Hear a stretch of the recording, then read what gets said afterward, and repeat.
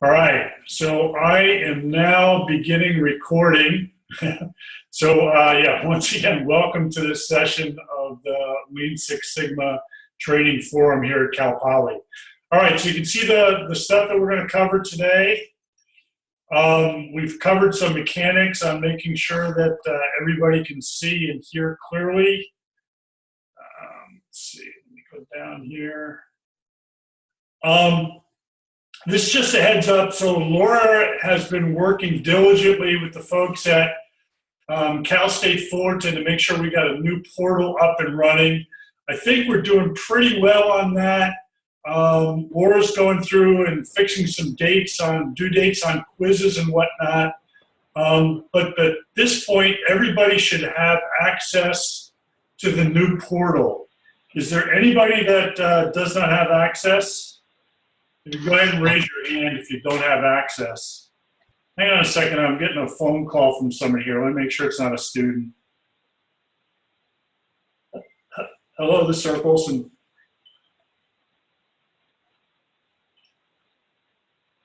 No. So anybody have any problems getting on that portal? Does everybody get the invitation message? I still haven't gotten a message.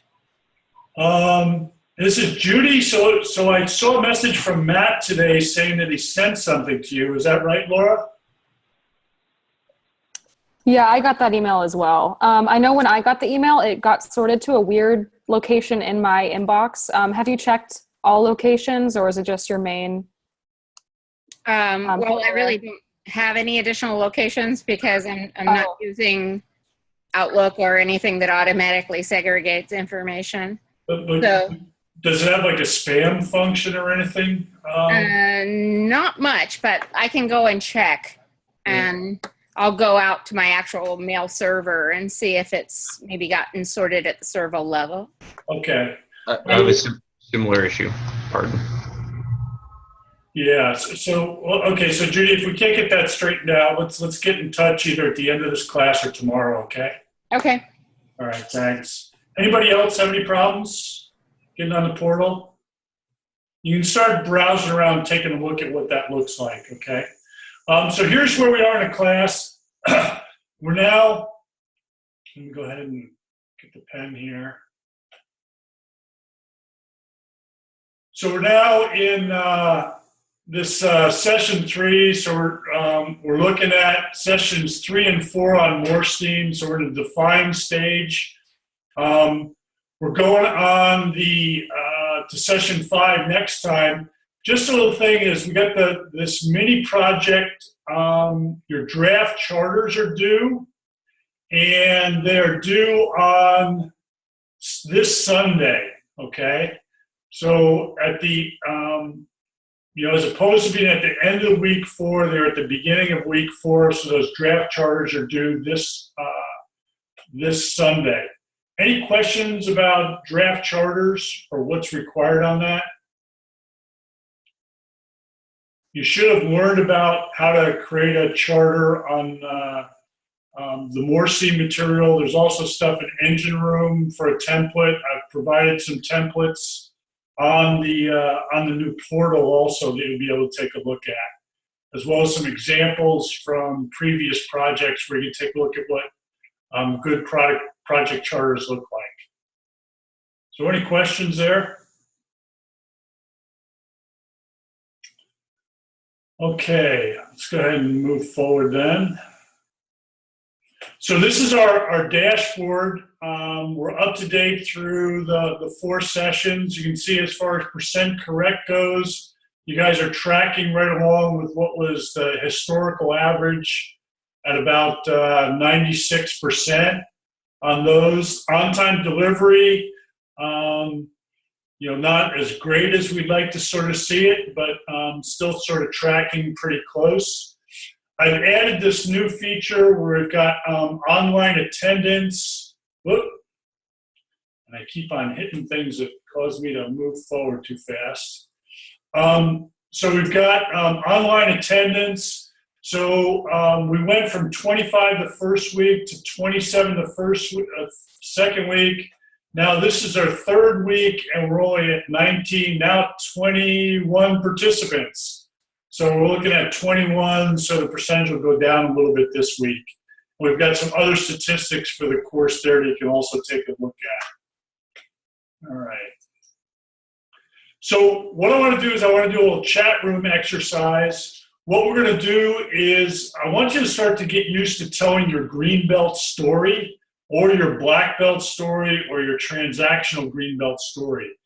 And the way that story, it starts out and runs through the 5 phases of the Six Sigma DMAIC process.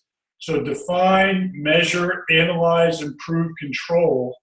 And the focus of the define phase, as you know, is really trying to get a better definition of what exactly the problem is. So what I would like to do to start out your green belt story is talk about what your name is, give your name, what organization are you working with, what's the process that you're dealing with, and then really talk about, well, what's the problem? And some ways to talk about the problem. So in Lean, a lot of times we talk about the problem as being a gap, and that gap is between the current capability or performance and what the required performance is. So think about, we've got a gap between how we provide customer service, where there's a gap between the time we want to achieve for a cycle time and the time we actually are achieving. Some other pointers are the lack of a solution is not a problem. So just to be sort of totally wild about it is my problem is I don't have a car that's big enough, right? So that's I don't have a big enough car. So that's kind of the deeper question would be, well, why do you need a bigger car? Well, I need more capacity, or my car doesn't have enough capacity. That becomes the problem. Not having a big enough car is more of a solution to a capacity problem, if you will. Also related to that, watch out for solutions disguised as problems, e.g., we don't have a computer system. Well, once again, ask, well, why don't we have, why do we need a computer system? What's the problem that we're trying to solve? And don't jump to cause. So one of the things we're trying to do in this class and in Lean Six Sigma is we're trying to think through a problem-solving process. What you don't want to do is you don't want to start out with a solution, right? Or jumping all the way to cause. I know that we need this computer system. We got to take it all the way back, and you have to define it as a problem and then work towards that, figuring out what that solution is. So as we go through the define, measure, analyze, and the improvement is where we actually start to talk about solutions. But up until then, we're still trying to get a handle on the problem. So what I want to do is I'm going to give you 6 minutes in the chat room. I'm going to break you in. Let's see, we got about 20 students. I'm going to break you into, 7 chat rooms ought to do it. I'm going to give you a total of 6 minutes to talk about and start to talk about your Greenbelt story, right? So give your partners in your chat room your name, your organization, what's the process that you're dealing with, and most of all, start to talk about what your problem is. Let's see, if Michelle and Nathan, if you want to not join the chat rooms, the 3 of us can talk a little bit while the students are working that out. Any questions from anybody that's online now about what's going to happen in the chat room, what they're supposed to do? Okay, once we get out of the chat room, we'll sort of talk about and do a little debrief on that. So here we go now. Let's see here, chat room. And let's see. Let's see if I'm trying to do this right here. Whoop.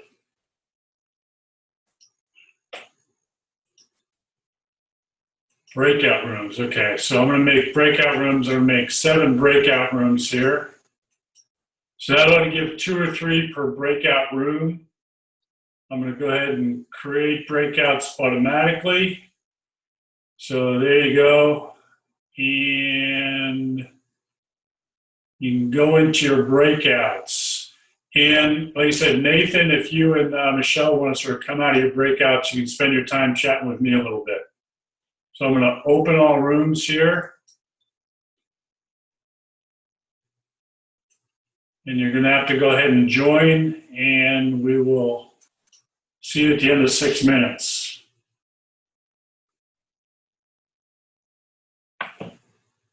Let's see. So did that work?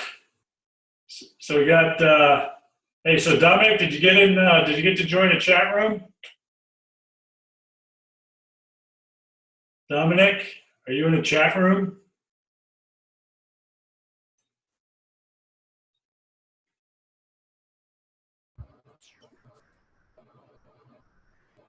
Oh, I see. Dominic, you got in a chat room with Laura. So I guess I should have had Laura sort of hold out. Do you think? Laura, did you join the chat room? I didn't join a chat room. I'm just hanging out over here. Could you do me a favor? Could you join a chat room with Dominic? Sure. Yeah. So just hit join. Thanks. Yeah.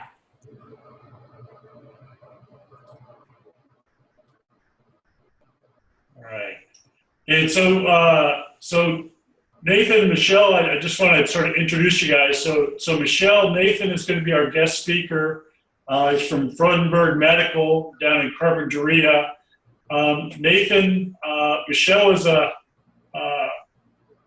kind of a lean author. He's written several books. We've been talking to him maybe about teaching some class at Cal Poly, but he'd have to do it remotely. So I offered to let him take a look at what an online class looks like.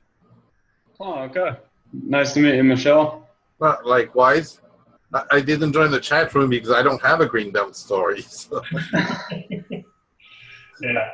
Hey, Dominic, are you there? You want to unmute your microphone? You can talk to us too. Yeah, sure. I wasn't nominated for the stay back, but certainly I was the only person in the room by myself. Yeah. Well, it turns out Laura is now sort of in the chat room. I'm going to ask her to sort of, or she could sort of come out of it. But Dominic, maybe you can sort of tell us. Can you sort of share with us your green belt story? Yeah, absolutely. So for those of you who don't know, and I think Nathan, we've actually met, but Michelle, nice to meet you. I'm Dominic Enriquez. I'm a senior manager of quality to Maria. Let me know if my video's lagging a little bit. I'm having some connection issues. Yeah.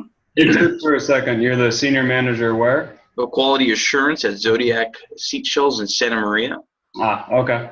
Yeah. So my greenbelt problem, as I decided to choose something a little bit outside of quality, a little bit more transactional, was in the aftermarket spares department. So currently, the average time to get parts out to our customers is averaging on 30 days, which is 23 days approximately over target. A lot of transactions taking place amongst the group. So I've decided to kind of had a lot of time to spend bring the team together, but that's where I want to put my focus on. I'm thinking it'd be a good opportunity to apply some of the tools to kind of reduce that cycle time. Excellent. So Dominic, give me a clear statement of what's the process. So from aftermarket spares, I would tell you that So you give me a description of the process. Sure. Give me a name for the process. So it's spares. It's spares support. The spares support process. Yes. Okay. And now give me a clear statement of what the problem is. So the problem is that the aftermarket spares support is averaging 30 days, which is 23 days over target. Okay, excellent. All right. So when we do this, as we go through the sort of greenbelt story, we're going to build on and how do you measure it and how do you analyze it? So we add that on. We try to get this down so you can tell your greenbelt story in maybe like 60 seconds. Sure. Right. So we're going for the 60-second version, and certainly more than a lot more than 60 seconds worth. Yeah. So, But that's what we're going for in these little exercises. Got it. Yeah, because it does. One of the big thing that happens with people is you ask them what the process is, and all of a sudden you get a verbal description of the value stream. Yeah, understood. I got a little bit excited. Yeah. No, the excitement part is good, but we're trying to get it so we can be pretty compact in these things. Yes, understood. All right. So let me see. I'm checking the time. Let's see. Anything else? Let's see. Questions, Michelle, or questions, Nathan, as far as sort of going forward? Nathan, you're like old hand at this now. You're like one of my first and best online interviews, so we'll do pretty good on that. But Yeah. What impresses me, Eric, is you manage not to have any glare on your glasses on the screen. Yeah. And I'm wondering how you're managing that. Well, I've got the anti-reflective coating, but there might be a little bit more than that. So I'm going to go ahead and close all the rooms. So the rooms are going to close in like 30 seconds. We'll have everybody sort of come back in. But thanks for filling the time and chatting a little bit. Sure. And Nathan, you're going to be sort of the next one up. So, Okay. all right. So I'm just going to do a little debrief on this Greenbelt story, and then we'll go for a celebrity interview.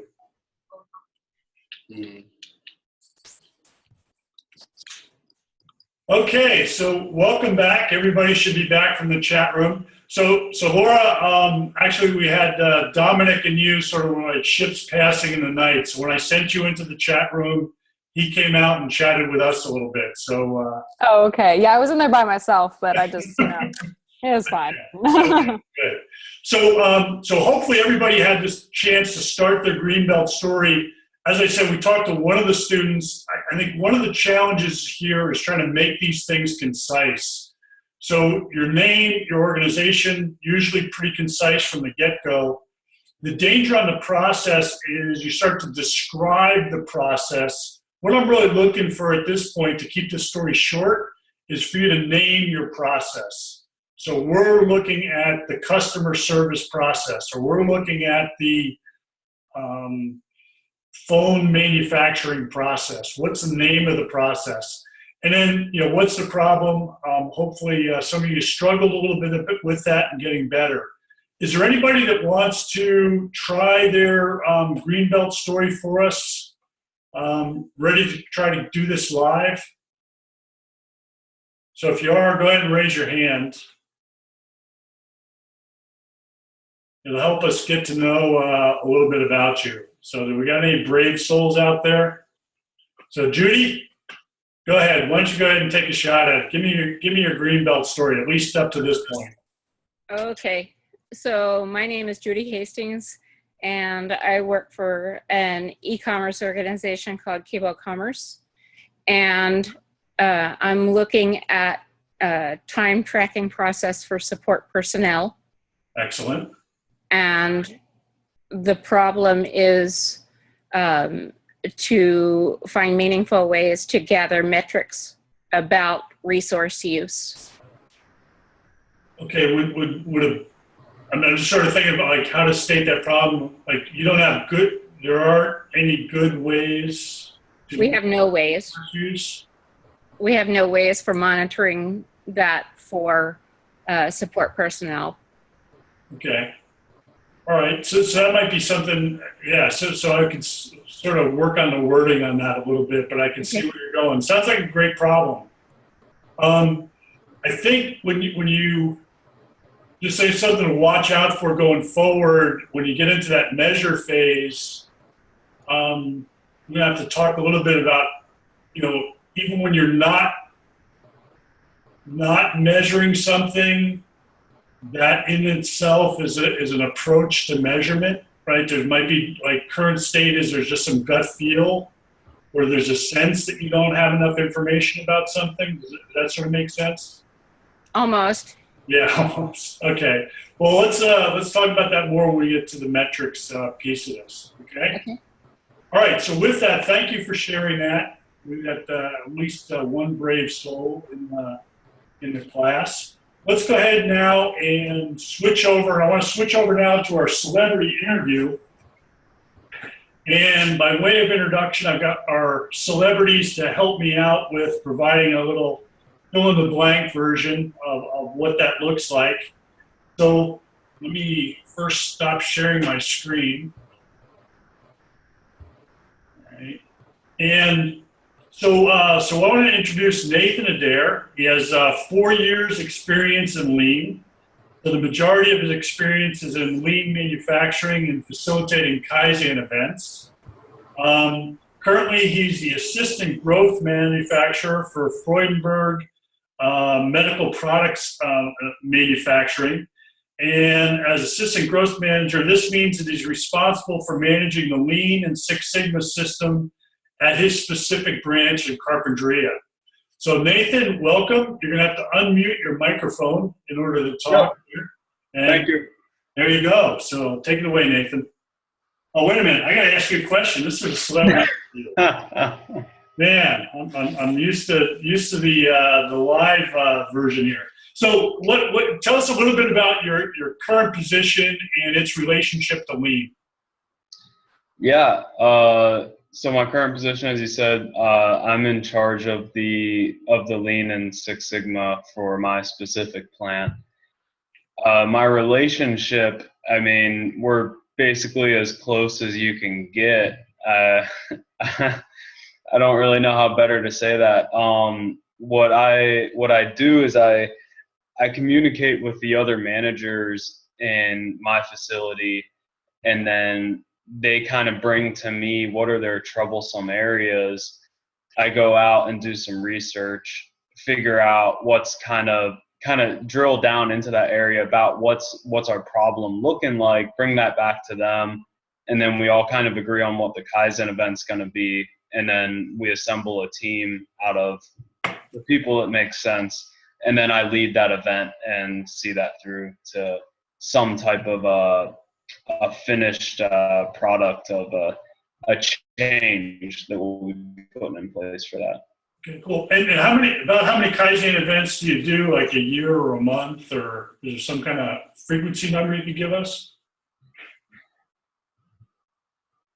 Yeah, it's we're in the middle of really gaining momentum, so that number is changing rapidly. Last year we did probably 6, maybe 8 major Kaizen events throughout the whole year.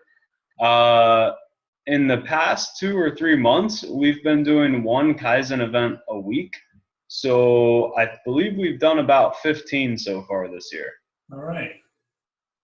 Very cool. So tell us a little bit about your lean journey, right? Everybody in the lean community has a journey. Like, where did lean start for you, and how'd you get into your current position? Yeah, for me, it started while I was in my entry-level position with this group, and my mentor that was assigned to me, he was in charge of lean for all of our branches globally. And I mean, really at first, I kind of just did it to kind of get in his good graces, and I was kind of just going along, but meanwhile, none of it really made sense to me. As I did it more and more, though, it just started to make more and more sense. You know, it's like, and then I eventually got to the point. I arrived at one of our plants that wasn't doing any of it, and I had done so much of it. I actually ticked a lot of people off because I just went around and was just like, okay, well, obviously that's wrong, that's wrong. So this was like the lean smartass problem. Yeah, it turned into that for a little bit. But eventually through that process, I kind of just discovered that, in my opinion, lean is just the coolest thing. It's the thing that makes every single position successful, no matter what your company makes, no matter what you're doing, lean can be applied to that. And I just really saw it as the most important thing worth doing in my company. So that was when I pursued getting into the position I'm in now of actually being in charge of the lean program for my facility. So did you wind up getting any kind of belt certification, or are you in the process, or what was that? Yeah. Currently I'm a green belt within my company. I've got one last thing to polish off, and I'll be a black belt. So I'm taking care of that this month. It's kind of, I don't know if you found this, but I found as we get more and more people coming in from different areas with different certifications, it's so hard to compare certification programs because so many people's are very different. Right. Yeah. Okay. Well, hopefully you'll see some Cal Poly certified people, and you can sort of give us a comparison at some point. So Nathan, what do you think your current lean challenge is? It sounds like you're ramping up Kaizen events. Is that sort of the big one, or is there something sort of inside that? So unpack that a little bit for me or something. Yeah, there's a reason we're ramping that up, and the reason is when you really research things and you read a lot of books, it comes down to do Kaizen and Kaizen every day. And what I've started to realize is that the team that we have in our facility, they don't have the skills to Kaizen every day. It's kind of like when your toddler says their first words and you say, okay, now go give a State of the Union address. It's just kind of like they just don't have those skills there yet. So what I've kind of taken on is, okay, then if these people can't Kaizen every day and it's really just a lack of skills, a lack of usage, then I'm taking on all Kaizen every week and just really get that repetition going so they can start to understand it and just make it really visible to the whole organization so that everyone can slowly learn and can start to make some differences. And it's actually been really interesting because even in the couple of months, the operations manager has even started telling me, he said, the suggestions that I'm getting from people that report to me, they're slowly becoming more and more lean suggestions. Like, when you give someone just that first dose of lean, they come running back and their problem statement is, we need to buy a new machine. And you just think, that sounds like an inverse solution, like you were just saying earlier. Right. And he's kind of shared, their problem statements are slowly becoming more and more talking about, hey, our cycle time isn't keeping up with the tack time. What do we need to do about that? Right. Excellent. So what I want to know now is, like, what is your greatest lean success or lean failure? And what did you learn? Sure. I'm sure I can come up with both. My greatest success right now is we did. So for some reason we call it LPMS. Most other corporations call it MDI, or Managing Daily Improvement. And it's just the process around creating metrics which you track regularly. So, a great example is how you start your class with the on-time delivery and the attendance and those metrics. I've never created those metrics, though, in a case where we already knew the data, but we just made it visible. In this case, what we did was we started to measure scrap in one of our departments where scrap is the biggest issue. And we measured it kind of secretively without telling anyone. We're not proud of it. But what that gave us was a whole year's worth of data. And then we implemented actual visual tracking for all the guys on the floor. So the guy who's running the machine, he weighs his own scrap and then he writes it down for us. And he's reporting that number to us. At the same time, the manager is working with them a little bit to say, hey, scrap is really important. Let's not create it, all that stuff. So long story short, it's been 6 months and we've saved $166,000. So we think that that's pretty cool, especially because it was a one-day Kaizen event. Yeah, yeah. Well, that makes for excellent payback. And, Yeah. and the key, and what was the key learning from that is like make it visual or get people involved. What's the takeaway? Yeah, it's both. Get people involved, make it visual. Before, it's it's like it's unfair. We're measuring a number, but we're not explaining to anyone that that number is important. Once we finally just tell them, hey, scrap is important and you should try to create a low amount of it, then all of a sudden they just say, oh, okay, I'll do that. And they take care of it. Right. By doing that, they started to create their own stuff underneath that, their own improvements. Like the supervisor tells me he sees more guys that they get scrapped like one or two pieces, and then they immediately go and grab a more experienced person and say, hey, can you help me with this? I'm getting too much scrap. And then also just making it visual so that everyone can see. Okay, very good. So what's your favorite go-to lean tool or concept? I mean, right now I'm loving visual tracking boards, I gotta say. But I would probably say my favorite overall is just visual. Whatever it is that you're doing, you just take the second to make it visual at the same time, and that just makes I don't know. It just seems to make a really big difference for everyone, and just makes it a lot more likely to stick. Right. Yeah, I find even with working with teams, even a simple thing like everybody sits around a table talking about a problem or issue, but nobody's scribbling notes on the flip chart or nobody's like writing things on the whiteboard. And it's sometimes real obvious things, very simple things, but once you've got those sort of up there and people see it, and there's that little, feedback mechanism, seems to really sort of take hold.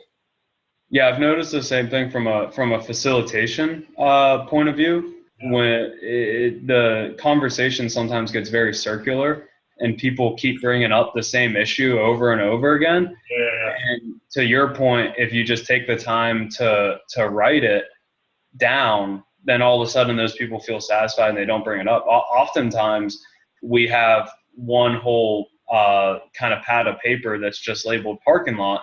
And we just tell people, that we're not going to solve this today, but these are issues that we acknowledge as issues, and sometime in the next couple months we'll look at them. Right. And we'll hear an issue, we'll put it in the parking lot, and then people, they kind of get off of that and they get their mind back in the actual Kaizen event. Right. No, excellent practice. I've used the parking lot quite a few times. So let's see, I'm going to do a sort of a time check here. And so we're about 11 minutes in. What I want to do now is I want to switch over to let our student audience, ask a few questions. So maybe if I can get a hand raised from somebody, we can go ahead and recognize some people to see if we want to ask Nathan some questions. So can I get a good question or two from my online audience?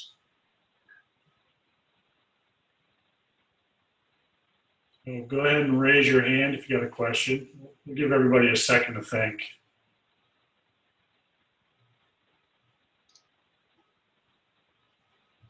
Okay, so let's see, we got a raised hand. So Charles, you want to start out with a question? Yes, hello, Dr. Olson and Nathan. So my question would be, it sounds like, Nathan, like you've been working in the Lean Six Sigma field for a while, and for me and some of the other participants in this course, this is sort of an intro to some of these concepts for us, and so I wanted to see what advice or suggestions that you would give to somebody like myself or some of the other individuals in the class that are just kind of starting out in this field. Maybe some of the things that helped you when you were starting out, or just advice in general. Sure. Probably the biggest help to me is find a mentor and speak with them regularly, because I know I have even though I'm on the verge of a black belt, I have a mentor who has been doing this for, I don't know, I want to say 25, 26 years or something. And it's just amazing how quickly you can get full of yourself and you can get stuck in your own habits, and you need someone else from the outside to just kind of remind you of what you're doing, and to just kind of point out some of the stuff like, oh, you're using an inverse solution again, or to point out where you're avoiding using one of the tools, stuff like that. That having someone like that, especially if it's someone internal in your organization, they'll really keep you on track and help you keep developing. Some of the worst people that I see are the people who don't do that, and they just decide that they know everything, and they're some of the hardest people to deal with, I gotta say. Good advice. So Dominic, you got a question? Yes, sir. I'll try to keep this concise, Mr. Eric. Sure. So maybe you haven't come across it yet, so maybe this is a little bit unfair, but do you see any relations or even any conflicts with other problem-solving methodologies like QRQC or Shannon's Red X? I deal with that a lot, and you get a lot of people coming in with their different skill sets. And the QRQC guy doesn't like the lean guy. So I'm wondering if you've faced that, and if you've how you've overcome that. Is curious. Yeah, that's interesting. I'm not sure I faced the exact same problem as you. I've actually never heard of the two that you mentioned. What I've faced is we see a lot of people coming in with certifications from other programs. Yeah. And they have, it still says it's a lean certification. And then they say like, oh, well, at my other company, we did this. What we do is, in our whole company, we do not recognize any certification except for a Freudenberg medical certification. And so I just tell people when they come on, I just tell them, it looks like you have great experience, and that's awesome, but we don't recognize any other certification. There are things tied to what a certification allows you to do in our program. So as a white belt, you're allowed to participate in Kaizen events. As a green belt, you're allowed to lead and teach Kaizen events. And then as a black belt, you're allowed to facilitate Kaizen events. So no green belt can do a Kaizen event without a black belt in the room. And so that's kind of how we make sure that things don't just start shooting off in every single direction. That's probably the biggest thing we do in that area. And I feel for you, because it's really hard to get those people to kind of just calm down. And I mean, I had one guy like halfway through a spaghetti diagram start telling me everything that we needed to do differently. And I was just like, dude, you haven't finished using the tool. Yeah. Okay. Thanks. Judy, you got a question? Well, I think that my question is somewhat similar to the last one, except it's a little more general. I was really going to ask what kind of resistance or issues you might have had with other people in your company as you're going about your work, and how you handled that. And you've answered that to a certain degree, specifically about people with other certifications. But I think I was thinking more generally about just sort of general objections to the program or how the program's being run. Yeah, that's great. Definitely encounter lots of objections that aren't certification based. And the biggest thing for me is I'm not going to work on something unless the person in charge of that area wants it worked on. So the first thing that I do is I go to the general manager, who's the highest guy at our plant, and I ask him at the beginning of the year, I say, Mark, what do you want me to work on? And he says, here are 6 general areas that I want to see improvement. And then I go to the manager of that area and I say, okay, Jeff, Mark told me to work on this with you. What area do you need? And then, so we keep going down, and eventually we get to the point that we have a Kaizen team. And if I'm getting resistance, then basically, since it got down through all the levels saying eventually work in this area, if I get resistance, I just bring that to the next person up who told me to work on it. So if someone from the floor starts giving me resistance, then I just tell the supervisor, I say, hey, this person's giving me resistance. Could you please sort that out? And they'll take care of that. And then if the supervisor give me issues, then I just go to her manager and I say, hey, this person's giving me resistance. But at the same time, there's also a lot of resistance that we encounter that's just due to lack of knowledge. So I've really started to work on a lot of simulations. Every Kaizen event, I'm struggling to keep these things as only a day. And most places do 5-day long events. So most of that is going to actually be training. And we don't ever, when we're going to go do a Kaizen event, first I train them on a whole manual, which is PowerPoint slides, teaching them the tool that they're going to use to analyze an area and decide on the improvements to make. And then we don't go out onto the floor until they've gone through a simulation as well. So then we go through a simulation where we're actually using that tool and doing little improvements in the simulation. And then we go out onto the floor and we really do it for real. A lot of people get worried because that takes so long. But what I've really found is that a lot of the people who are resisting just because they don't understand something, which is natural, we all do that. A lot of them, they give it up immediately and they understand it and they go with it. And it's hard for me to keep up with them. Okay, good. Thank you. Yeah, Yep. Thank you. So, Michael, this is going to be the last question. Let's make it a good one. Hey, thanks, Eric. So, yeah, I was kind of wanted to build on that.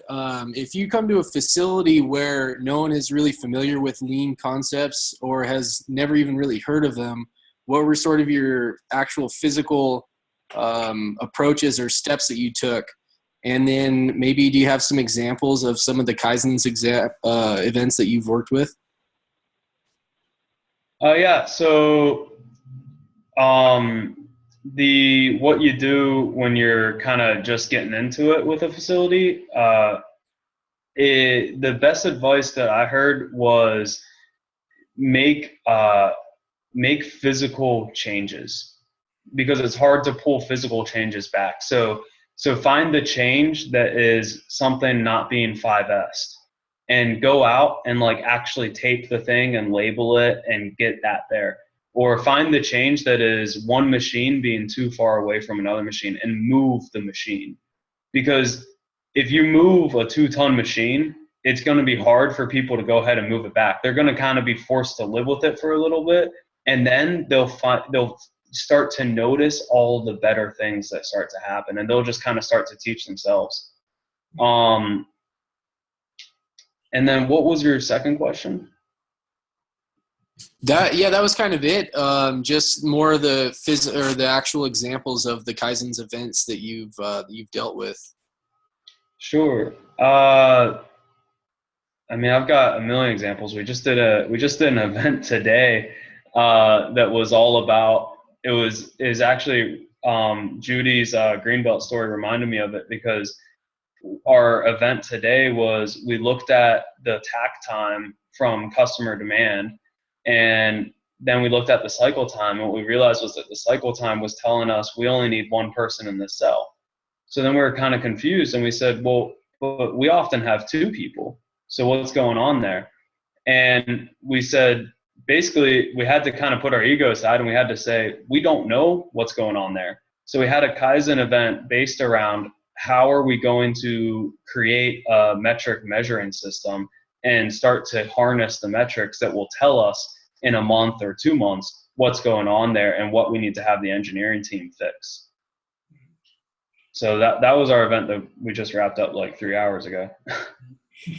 Very cool. Thank you. Yeah. And Michael, I want to jump in maybe a little bit and add another possible avenue that to the question for Nathan as to what do you do when you sort of first walk in, I think there's also pretty good success with taking people to a lean area and showing them, this is what this other company did, or doing a tour of another company that's implementing lean. It's actually something we struggle with here in the Central Coast, finding really good examples of lean to show people.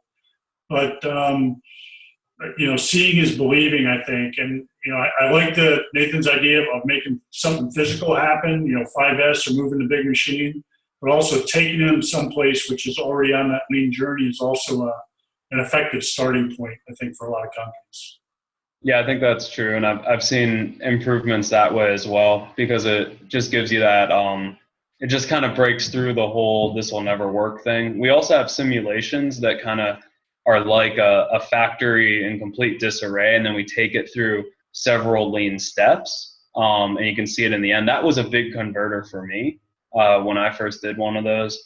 And I just remembered, as soon as we stopped talking, I just remembered another piece of advice from me is keep your Kaizen events focused on what can be done by the end of the day. Because it's really easy, once you start to see these problems, it's really easy for people to start to come up with these ludicrous solutions, which are going to take months and months to implement. And then halfway through the implementation, they give up. And then they blame you and they say, well, your Kaizen event didn't fix anything. And you're kind of stuck saying, but we never actually changed anything. So for me, a lot of time when that starts happening, I just keep the team very focused on that's a good solution, but we can't get it done by the end of the day. So what can we actually get done by the end of the day? That way they're in there getting results faster and they're just being converted faster. Right. And I think another thing that adds on to that, Nathan, is you don't know what the future looks like until you're closer. And so being able to take that one day step closer and then reevaluating the next steps in the future rather than trying to jump too far ahead. That tends to be a failure path for teams also. Right? Yeah. All right. Well, I'm going to say that wraps us up for today, Nathan. Is there anything you want to do as far as parting comments or anything that you can sort of share with the class? Parting advice? I don't know that I have anything. It sounds like you already plugged on what advice would I give to you right away. So yeah, I feel pretty. Yeah, Charles hit you up for that question earlier too. Yeah, I feel pretty complete on that. I just want to say thanks for having me. Yeah. It's always fun to see you guys. So good luck. All right. Well, thank you very much. You're welcome to hang around and sit in the background, but I'm not going to talk about anything you haven't heard about before. So, all right. All right. Take it easy, Jason. Thank you. All right. So we're going to go ahead and switch back. I'm going to stop recording and restart. So we got Nathan on a separate recording here.